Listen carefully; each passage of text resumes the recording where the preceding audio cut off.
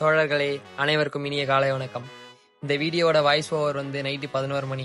இந்த வீடியோவை நான் மார்னிங் அப்லோட் பண்ணுன்றதுனால நைட்டு உட்கார்ந்து வாய்ஸ் ஓவர் கொடுத்து கொண்டிருக்கிறேன். வழக்கம் போல வெயிட் கெயின் ப்ராசஸ்க்கு 3 முட்டையை எடுத்துட்டு சாப்பிட்டுட்டு குளிச்சுட்டு நம்ம டெய்லி ரொட்டீனான ஒர்க்கு கிளம்பியாச்சு. அப்புறம் நம்ம ரஜினி சார் மாதிரி முடியெல்லாம் கையிலே சீவி விட்டுட்டு அப்படியே பஸ் ஸ்டாண்ட் வந்தா ஒரு காக்கா கூட இல்ல. ரொம்ப நேரம் கழிச்சு ஒரு பஸ் ஒன்று வந்துச்சு. சரி ஏன் அதே மிஸ் பண்ணுன்னு சொல்லிட்டு அதுலயே ஏறிட்டேன்.